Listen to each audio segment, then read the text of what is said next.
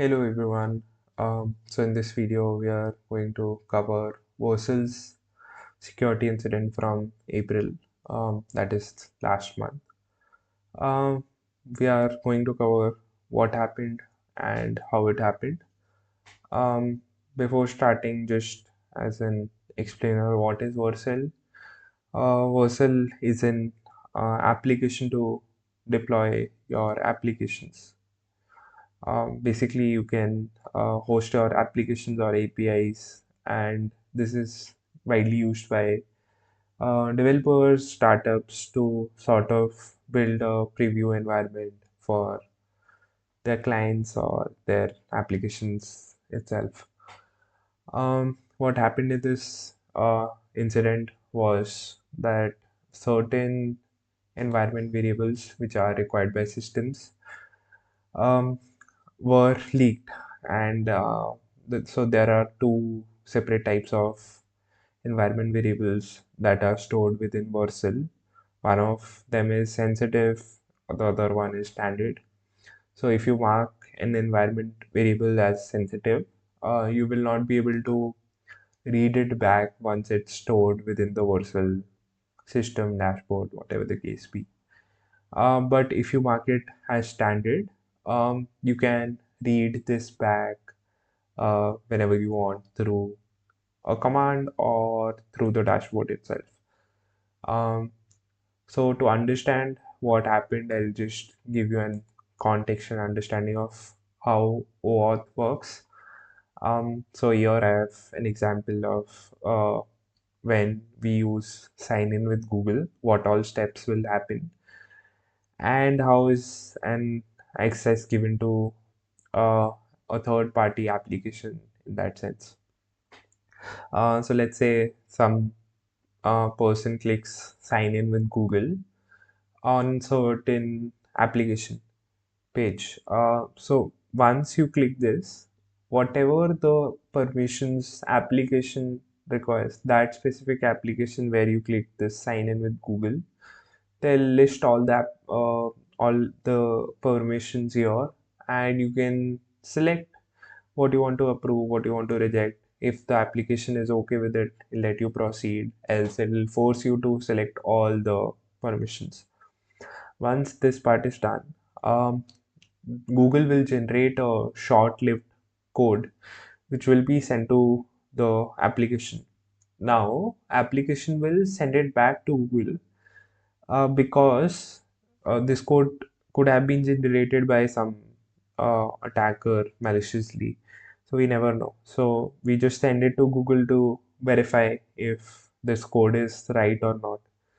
Once Google states this code is valid, Google will issue a access token.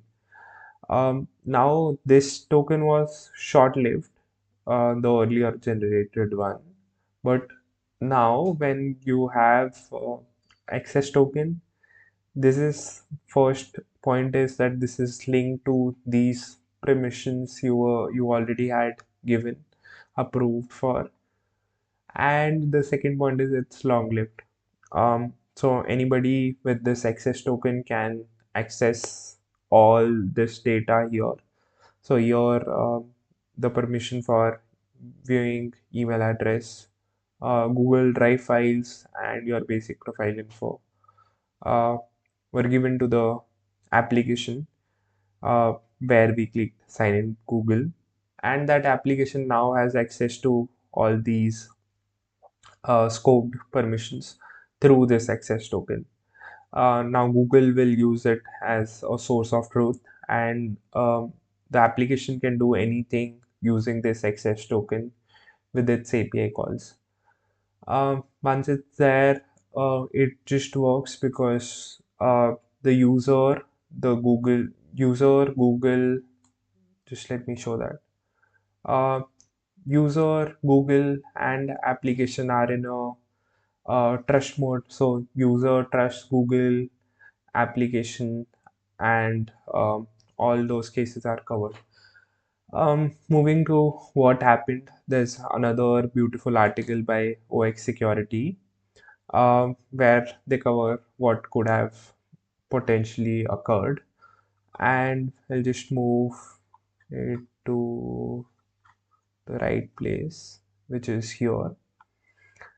So, as per the analysis, a threat actor attacker compromised an employee from Context AI because that employee from Context AI was using uh, downloading some games, cracked version of games, which ultimately led to him getting some game exploit, which led him to getting an info stealer malware. Um, the thing that happened was that this employee led to the compromise of OAuth tokens, specifically these access tokens that were with Context AI. And ultimately, one of those OAuth tokens belonged to an employee from Vercel. So Vercel's one of the employees was basically using a Context AI, a third-party application, and because the Context AI's employee was basically targeted and their information was leaked. Or token for a Vercel employee was leaked as well. The threat actor probably acted on that, found some interesting information in maybe Gmail, maybe Drive. Gmail could have contained some default passwords used for certain accounts, maybe high level, maybe low level, you never know. Drive could have had some neat recordings on system design and how things were implemented, or some SOPs, you never know again, which ultimately led to sensitive information being leaked from Vercel itself. The interesting part to me in this specific uh, security incident is how it unfolded from context AI being breached to the impact actually falling much more to Vercel, I'd say. Because there were most of the people don't mark the tokens, the environment variables as sensitive, and they mark it as standard, which led to uh, the attacker, the threat actor in this case, getting access to all of those. Um, Vercel states that it reached out to all those who were impacted, and they've also given an indicator of compromise here in this article itself. I'll link both these articles within the description.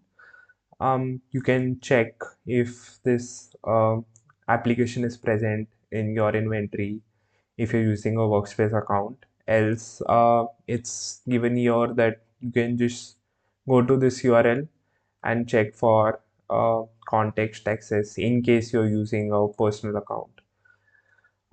In either of the case, what's important is giving permissions. So the second step when you click sign in with Google, it's not about just allowing all the permissions. You have to be very careful and precise with what all permissions you approve. So for example, in this case, see, edit, configure, and delete your Google Cloud data. This will be something I'll consider risky, hence I'll not give. Even if it doesn't allow me to use this application, I'd not use the application, then give it a permission from both my personal or maybe my work account. What you can do as a user is go to this URL, myaccount.google.com/connections. It's also given in this article.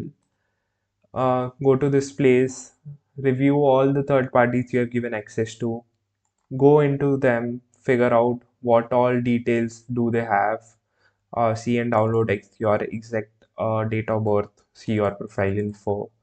If I found something which was maybe too excessive for me, maybe some drive access or something on those lines, I would have either revoked the access or just removed uh, Samsung completely from here. I can just click here and it'll delete my access to the account. So yes, just make sure that you're taking care of your hygiene, cybersecurity hygiene. And yes, that's it for this video. Um, I'd suggest be careful, be proactive with your security. Thanks for watching if you've watched so far. Um, have a fun week ahead. Thank you so much.